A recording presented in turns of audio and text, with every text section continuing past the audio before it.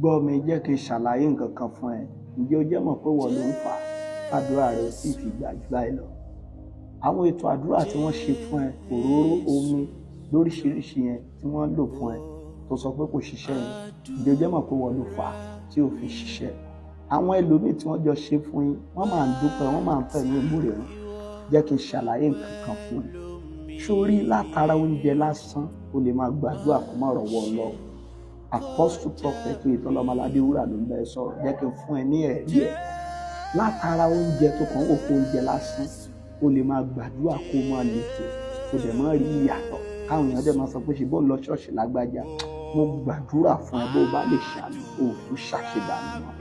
Ọ̀pọ̀lọpọ̀ èèyàn ló ń ṣàṣedànù, wọ́n á gbàdúrà tí wọn ò rí. Kì í ṣe gbogbo oúnjẹ ló lè máa jẹ o. Tó o bá ti pàdé wòlíì ẹ, á sọ irú nǹkan báyìí jìnnà sí, irú nǹkan báyìí má ṣe. Olúwa fi Ádámù àti Éfà sínú ọgbà Édẹ́nì.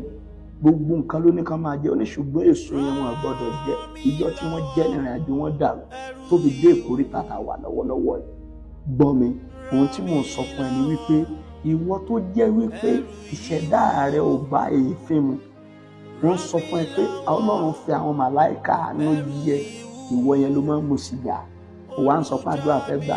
Tí àdúrà rẹ bá máa gbà, ó ní ṣe pẹ̀lú àwọn áńgẹ́lì. Nítorí pé àdúrà rẹ kì í ṣe nípa ti ara bí kò ṣe nípa ti ẹ̀mí. Ó mú gbó, ó mú sìgá, kò dẹ̀ sọ pé àdúrà ẹ máa gbà. Àwọn áńgẹ́lì tí wọ́n ń ṣàánú èèyàn tí wọ́n bá ti ń gbére tiẹ̀ bọ̀, táìmù yẹn ni wọ́n máa fa sìgá. Wọ́n dẹ̀ sọ fún ẹ pé kò má ṣe, òun ṣe lójoojúmọ́. Ṣé o mọ̀ pé Ọlọ́run fà nìyẹn? Ẹ̀kejì rẹ̀, even gan ní hospital, tó bá lọ sí hospital, dókítà lè yẹ̀ wò kan sọ fún ẹ pé irú oúnjẹ eléyìí jìnnà sí, eléyìí máa fa nǹkan báyìí fún ẹ, eléyìí máa fa nǹkan báyìí fún ẹ. Ṣùgbọ́n síbẹ̀síbẹ̀ gbogbo oúnjẹ ni wọ́n máa ń jẹ. Gbọ́ mi, location ní ṣe pẹ̀lú ìrìn àjò ayé ẹ̀dá. Wọ́n sọ fún ẹ pé kó kúrò family house, ibẹ̀ ló jókòó sí. Ilé tó ń gbé yẹn, ṣó yà sí mímọ́, ṣó béèrè sí kó tó gbé. Gbogbo àwọn nǹkan wọ̀nyí ló máa ń ṣiṣẹ́ papọ̀ tí kì í jẹ́ kí èèyàn tètè rí ọwọ́ Ọlọ́run. Òun ni mo sọ fún ẹ nìyẹn.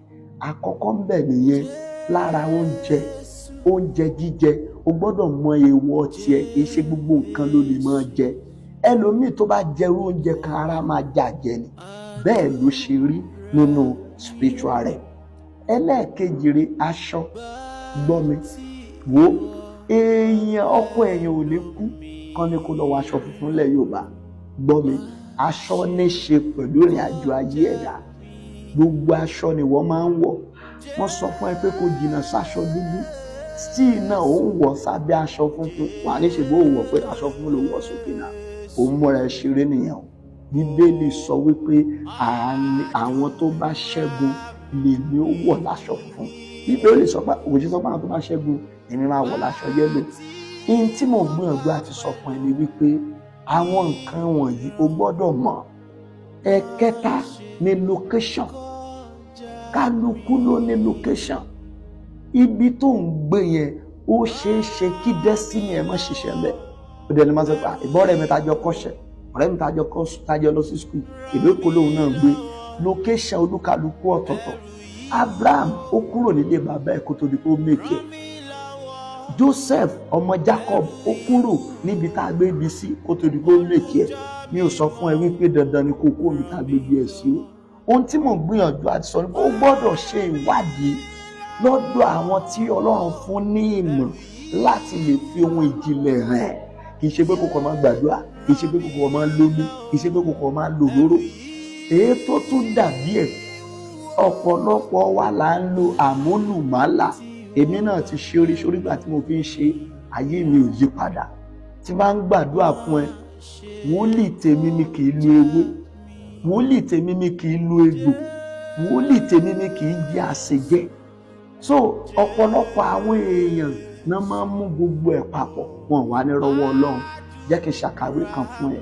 Dáfídì ìgbà tó fẹ́ lọ ja ogun Gòláyátì, wọ́n fún lóhùn ìjà gbogbo ẹ̀, wọ́n dè mọ́ra fún. Ó rí pé kinní yẹn ó fẹ̀mí darí, ó rí pé kinní yẹn ò lè ṣiṣẹ́ fóun. Bó tilẹ̀ jẹ́ pé ogun ayé ni ogun fẹ́ sùpè. Ṣùgbọ́n ó mú òkúta kékeré nílẹ̀.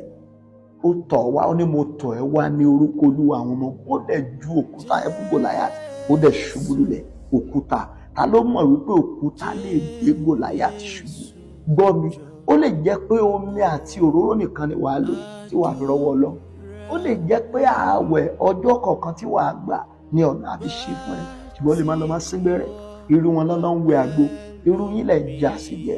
So ohun tí mò ń gbìyànjú àti sọ ni pé Dáfídì kó àwọn nǹkan yẹn lẹ̀ kó tó di pé ó lo òkúta yẹn kó òkúta yẹn tó ṣiṣẹ́ fún un. Àwọn nǹkan kan náà wà tí wọn náà mú mọ́wọ́. Ọ̀rọ̀ tí mò ń sọ kò yọ ìránṣẹ́ Ọlọ́run sílẹ̀. Àwọn nǹkan kan wà tí wọn náà di mọ́wọ́, tó o bá ṣe di àwọn nǹkan yẹn mọ́wọ́ o lè rí ìyípadà. Wàá máa gbàdúrà, wàá máa gbààwẹ̀, wàá máa létò àdúrà, wàá máa lóró, wàá kọ́ máa kọ̀m̀plé náà. So àwọn nǹkan wọ̀nyí o nílò láti ṣiṣẹ́ lé lórí. Kó o pàdé wòlíì tó lè fi nǹkan ìjìnlẹ̀ hàn ẹ́. Nígbà tán bá fi nǹkan ìjìnlẹ̀ hàn ẹ́ tó mọ má ṣe àti ṣe, ní tó yẹ kó sá fún. Kì í ṣe gbogbo obìnrin lèèyàn lè fẹ́. Kì í ṣe gbogbo obìnrin. Wọ́n kìlọ̀ fún Sólómọ́nì pé bí báyìí ó máa fẹ́ ìyàwó ń bẹ̀. Nígbà tó fẹ́ ìyàwó ń bẹ̀, ibẹ̀ náà ló kù sí, síbi òrìṣà. Mo gbàdúrà fún lórúkọ Jésù láti wákàtí lọ ó tún ṣe àṣedànù mọ́. 08106311252 Apostle Prophet Oyetola Ọmọládé Wúrà ló ń bẹ sọ̀rọ̀. Pè mí kí n gbàdúrà fún ẹ, kí n fi ohun ìjìnlẹ̀ tó jẹ́ wípé ó kẹ́yìn sí ẹ, jẹ́ kí n fi hàn ẹ́ ohun ìjìnlẹ̀ tó ń dí ẹ lọ́wọ́ tí ó jẹ́ kádùrá gbà.